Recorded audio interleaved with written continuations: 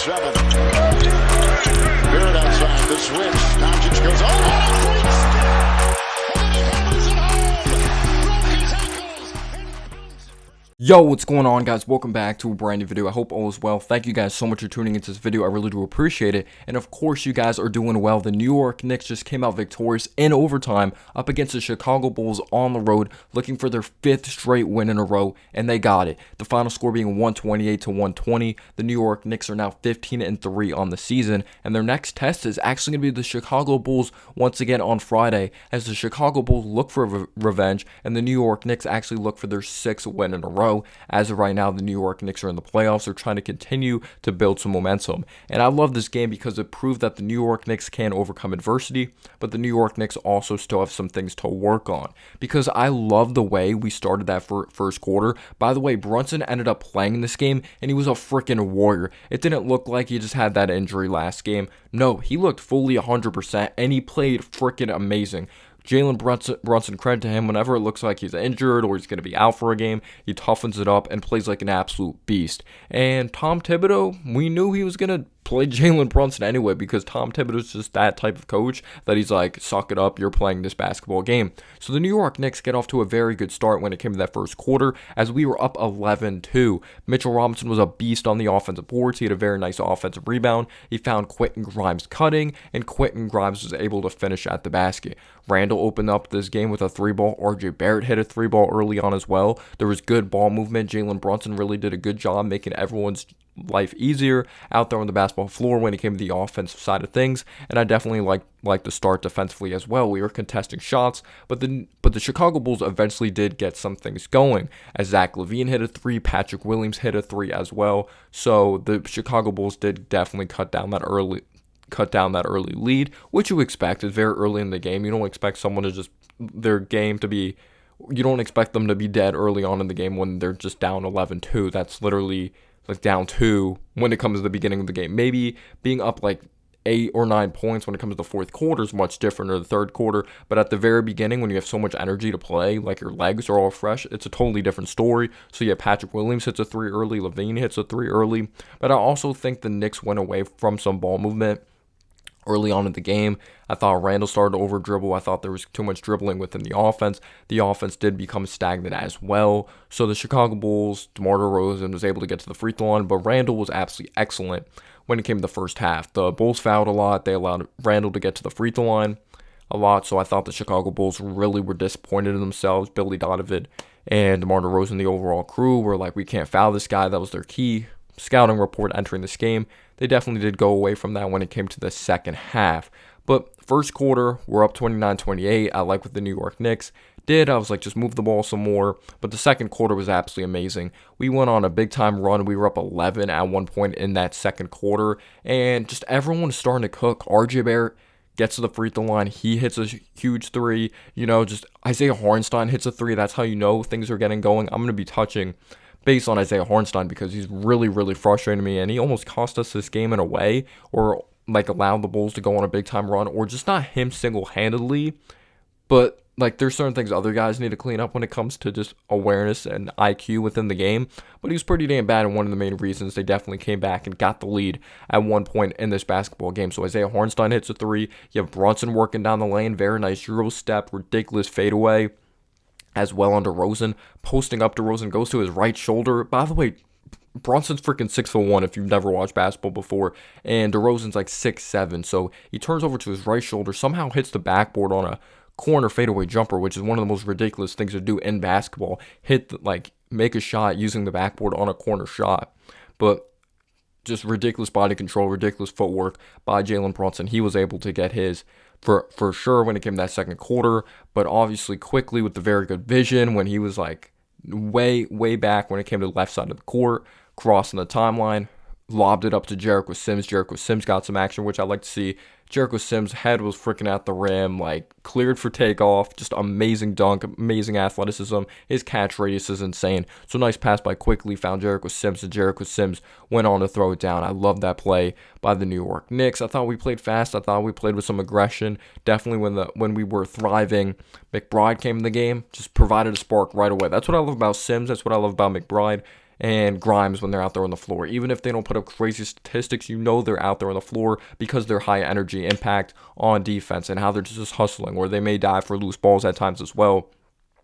But just fantastic sequence when McBride was in the game, hits a three, off of solid ball movement. Sims, very nice block on DeMar DeRozan when DeMar DeRozan was driving at the basket. In transition, finds McBride three. Just a very nice sequence, back-to-back threes by McBride.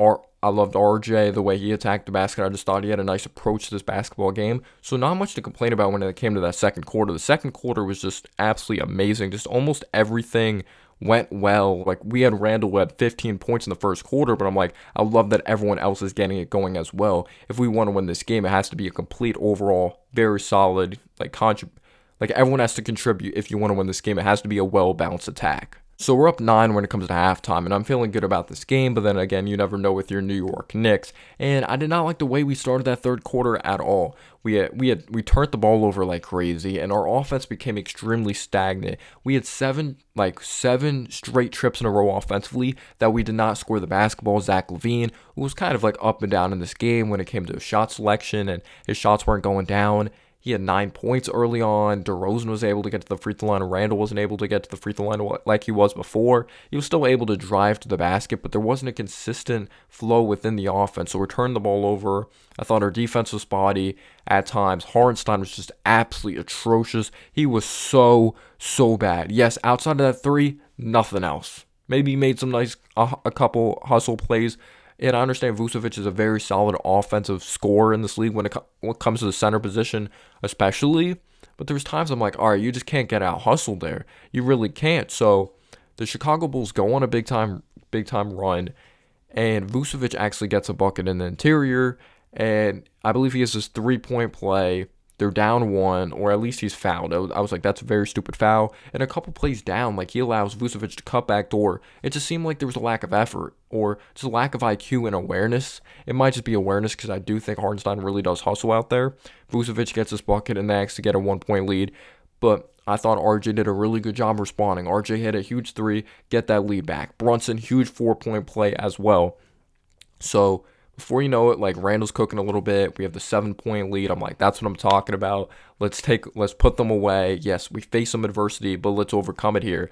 But I didn't like the way Quickly responded after we score like 7 straight points. We're up 7 once again after the Bulls had this 1-point lead. Quickly takes a 3 that I didn't think we needed at all. A 3 from the parking lot that did not go in.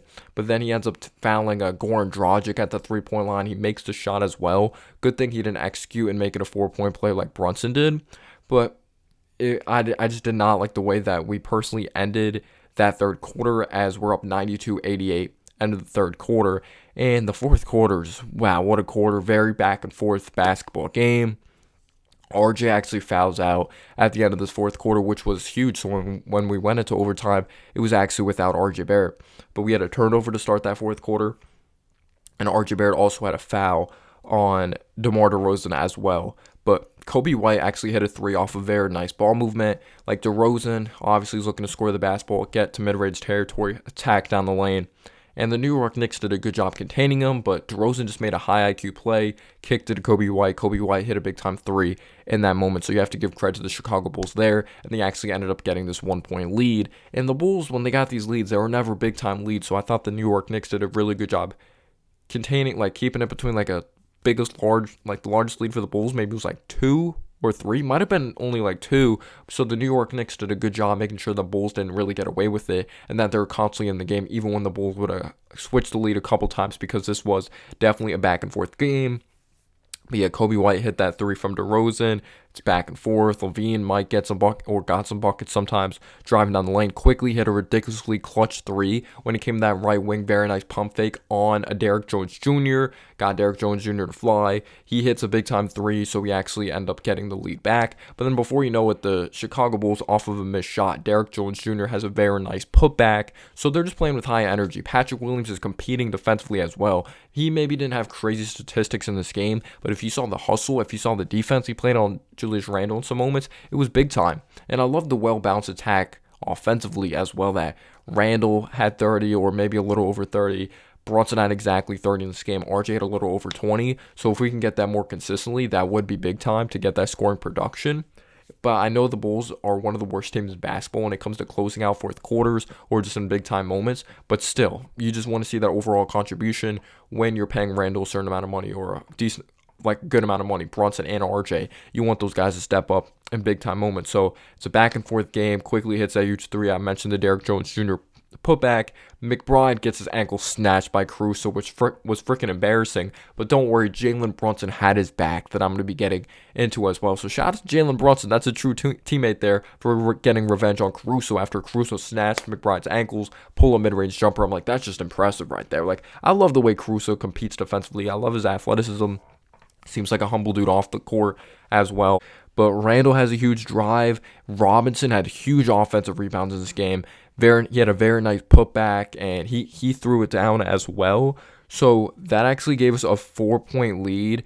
RJ had a very nice drive as well. He drove down the lane, finished with his right hand, which you like to see was a great finish by RJ. So it was a very back and forth game when the Bulls would maybe get a 1-point lead or cut it down to 2. The New York Knicks definitely would respond, but LaVine responded with a huge drive. He had a deep 2, like off a very nice step back that I was afraid he was beyond the arc for a 3, but good thing his foot was on the line, so it was actually a tie. But Quentin Grimes, oh my gosh, I love the way he competes defensively. I know LaVine got his points, I know DeRozan got his points, but he stepped up when it mattered most when it came to key defensive possessions and just his mental toughness. For someone that doesn't get consistent touches when it comes to shooting the ball in big-time reps throughout the game, like he's not someone that puts up 20 shots a game within the offense. For him to hit big-time shots like this is ridiculous. It just shows his repetition in practice, how much he trusts his shot, and just how water his shot really is, because some people are going to look at the percentages, but if he gets more shots, his shot's going to continue to go down because he's going to be in more rhythm. So Randall, he gets bottled up. He's double teamed. I don't know why it takes him so long to recognize that he's double teamed, or maybe not recognize when he's double teamed, or someone that's going to be open outside on the perimeter. He processes it kind of slow, and I'm just like, kick it out, and he finally kicks it out. Grimes hits a huge 3 in a big time moment. So when Grimes actually hits this 3, we have this 3-point lead. RJ had a very nice block on DeRozan. When it came to the interior, Mitchell Robinson actually gets a key offensive rebound, and then he has this putback dunk. They're up 5, and I'm like, Mitchell Robinson has just been an absolute beast and a force on the offensive glass, and people are going to look at Vucevic's points, but if you really watch the context or you really saw this game, most of Vucevic's points I felt like were on Hartenstein, and Mitch had some key defensive plays on Vucevic that I'm like, that's a well-played defensive possession, just being very disciplined, being physical. There was a couple possessions that Vucevic didn't even hit the rim around when he was around the basket. Like, Mitch was an absolute force tonight. Just key second chance opportunities. The way he played in the interior, you just love to see it from Mitch, and how he had this great catch radius and his ability to roll to the basket. Brunson also had a huge floater off of a LaVine bucket, but definitely a key part of the game that was kind of a turning point when it came to that fourth quarter is when the New York Knicks have this lead. You know, Randall initially misses the jumper, but Mitchell Robinson, who would have thought, huge offensive rebound. I believe he had 10 rebounds or 9 or 10 rebounds in this game. Like 5 or 6 of them were offensive rebounds. Mitch comes up with the offensive rebound. Randall shoots his fadeaway jumper. They call a foul initially, but then the Bulls actually challenge it, and then they overturn it. I think it's because Randall's fading away from the contact, and there wasn't enough contact to really keep it, in my opinion, as a foul. So DeRozan actually has the ball, and I believe he's fouled by RJ Barrett, and they're actually only down by 1 after DeRozan makes both free throws. So the Chicago Bulls are down 1, and there's 1 minute left. But Quentin Grimes, once again, what a 3. So Grimes ends up hitting this huge 3. We're up 4 points. Randall kicks it out to him. The other one might have been a kick out by Randall. I felt like both of them were, but just Grimes just had freaking, I don't know. He just had freaking ice in his veins. I'm like, this is someone that didn't take that many shots this entire game, and he just hits another huge 3 in a big time moment. So it's a clutch 3. We're up 4. Kick out from Randall. There's 54 seconds left in that fourth quarter. RJ actually ends up fouling out. He fouls DeRozan after Grimes hit that 3. So DeRozan actually cuts the lead to 2 after making both of the free throws. And then the Bulls stop us on the offense side of the basketball. I believe it wasn't a quality shot by Randall. DeRozan's able to finish in transition, and it's a tie game. So there's 24.5 seconds left, or 24.7 seconds left when it came to that final shot for the New York Knicks when it came to the fourth quarter. Randall has the ball, doesn't pass it the entire possession. I wish Brunson had the ball in his hands, in my opinion, or we looked to kick it out to Grimes. He was someone that was hitting big threes every night, but we obviously won at the end of the day. But Randall doesn't look to attack until there's maybe 7 seconds left in in the shot clock. He gets a very low quality shot, or maybe it was kind of a quality shot, but the shot was just way off. It was an air ball. And I thought the New York Knicks were just absolutely amazing in that overtime. As, yes, maybe we didn't score the first possession, as it was actually a miscommunication. Randall threw the ball away. He thought Grimes was going to be in a certain spot in a certain situation. But Doris Burke made a really good point. It's like, you can't afford to be frustrated like with your teammates. Just overcome the adversity, put it behind you, have short-term memory. And that's what I thought the New York Knicks really did. They went on to get stops. I know Brunson had a very nice bucket getting inside in the interior, but DeRozan went on to respond, so it ended up being a tie game. Brunson draws a foul, so it's actually a 2-point lead. Grimes has a huge defensive possession on DeRozan. DeRozan had over 30 points in this game. He was an absolute beast. But at the end of the day, this was a key stop by Grimes. DeRozan has it in mid-range territory. Grimes is physical with him. He gets up in his jersey, forces a big-time miss on DeMar DeRozan, which is freaking huge. And then Brunson has a nice pass to Randall in the interior, just a little flip pass. Randall draws a foul, splits the free throws. This is what I was talking about. This was the play. Vucevic didn't even hit the rim. Mitchell Robinson was up on Vucevic. This just shows the strength and the discipline that he's really gained throughout his career. That Vucevic has it in the post. He's someone that has very good footwork and is very skilled when it comes to the post. Mitchell Robinson did a good job just being very physical with them, playing straight hands up fundamental defense. Forced a huge miss on Nikola Vucevic. Huge offensive boards by Mitchell Robinson, even when we weren't able to execute on the other end. And after huge offensive boards, Randall kicks out to Grimes for another huge three, which was pretty much the dagger. It got the friendly roll. We're up 125-119, 56 seconds left.